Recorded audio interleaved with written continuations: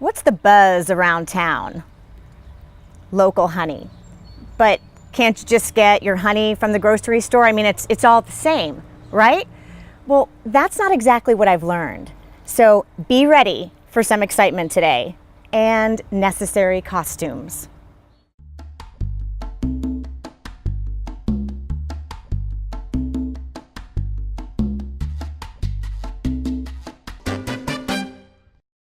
I first noticed this guy at the Beavers Farmers Market on Saturday mornings, and my children refer to him as the honey man or the bee man. And they would always make sure to get his honey sticks, and then we would walk through the market and buy what we needed to buy. But he actually has a real name. This is Tom McCormack of McCormack Honey Farms, and I thought it would be really cool to talk with him today about local honey, the benefits of it, how is it made, everything that you want to know about honey. So, honey, if I can call you that. Sure, all the women call me honey. All the women. So first, tell me, what is the benefit of local honey, honey that is made Well, in your area? A lot of people buy the local honey with the idea that it may help their allergies. I can't make that claim, but people come to me on a regular basis and say, this honey has helped my allergies, even the bee pollen. I have people that stop taking their shots and just take the bee pollen. I only buy honey from you, but I know that there's many varieties on the shelves. And do they have any merit? Some people like buckwheat honey. Now, you have to like that flavor of buckwheat to eat buckwheat honey. There's usually not much of that available on the shelf. You don't see as much on that you used to. Mostly it's all extracted honey, liquid honey. What are some things they need to look for? On the back of it, all the honey has to have a label as to where it's produced. So a lot of it on the back of the label, sometimes in little microscopic black letters, you can barely read them, they'll tell you. Right now, Vietnam, communist Vietnam, is the largest exporter of honey to the United States. We don't produce enough honey in the United States to fill all of our needs, so we have to import it. I would rather see you buy honey from, if not from the United States, from Argentina or someplace like that.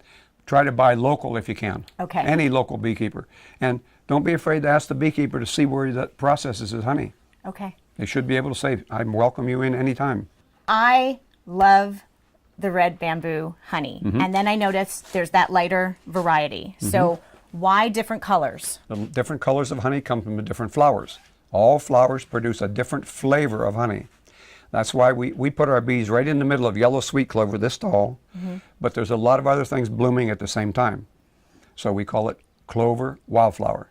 Now, when they're working Japanese knotweed, the very invasive plant that we have all around this area, it's a white flower, produces a beautiful red honey, the color of red wine. And that's the best flavor we have. So you just can't buy it by color. You don't buy ice cream by color. No, sir. Oh, give me a green ice cream. No.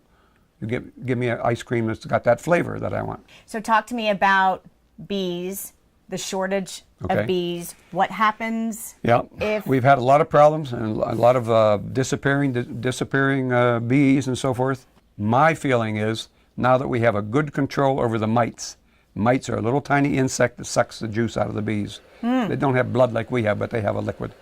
The mites cause viruses. They cause the bees to be all poked full of holes, and then they just fly out and disappear. They never come back. If you control the mites, that's most of your problem right there. What is the biggest myth surrounding bees? You know, everyone's scared of bees. What's the biggest myth you've heard? Most of them are not talking about honeybees. They're talking about yellow jackets in the fall. Those are yellow jackets are very annoying. Yes. Now, they're beneficial. You say, why are they beneficial? They eat small caterpillars, little small caterpillars, and aphids. That's their main diet. They're predaceous. They prey on other insects. So yellow jackets are what cause people, and they can sting repeatedly. Right. All the other bees can continue to sting you. Only the honeybees has a barb big enough on its stinger to stick in your skin and stay there. So pretty much when people are concerned about bees, they're really thinking yellow jacket. Yeah, because the bees never bother you. They're too busy on the flowers. How many times have you been stung? By people or bees? Probably more by people. No, I was always my stuffed answer. Okay. No, I get stung all the time. That's not a problem. I got whacked right on the eye the other day because I didn't zip my veil right here. Okay, so you'll suit us up. Yeah, we won't have a problem. Properly. And I'll get a frame out and hand it to you, and you'll be able to stand there with the bees. Try new things, right? I've always been curious about bee pollen. Why do people take bee pollen, and how do they do it? Do they just take a spoonful? I tell people, most people take it like you do a vitamin. Okay. As they pour some in their hand and go, take a drink of water. And why? Well, this is what builds up their immunity. That's the best thing, better than the honey. We're buying some of this today. That's the best thing for your allergies. Okay. Okay, this is bee-collected pollen, not like wind-blown pollen. That's different. Okay. That would be hard to gather. Yeah, you can't gather that. Okay. How do the bees bring it in? Each 2 of these is a 1 trip. Really? They come in with 1 of those little pellets on each back leg.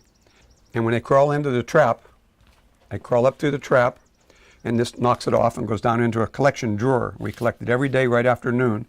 From noon on, you never get any pollen. You won't get that much pollen the whole rest of the day. What about honeycomb? I saw you cutting honeycomb. How do people use honeycomb? People just spoon it out and eat it just the way it is. The capping is dry. When they build it, it sits inside the hive like this. You can see the honeycomb is up 12 degrees. And then after they fill it full of honey, they put the capping on it. The capping is dry. They can't walk around that sticky honey all the time. Right. So they put the capping on it. The capping will dissolve in your mouth. The wax will not. Okay. So you just take a spoonful out. You can spread it on a piece of bagel or a toast and just eat it just the way it is. Yes, you look fancier than I do. Sometimes the wind blows that back like that, and then they get you in the face, you see. It's not windy today. No, you pull it here. Like that. Don't fall down. Be sure to try local honey for the health of it. Right. Oh, they're cute. You what? They look cute. I don't know.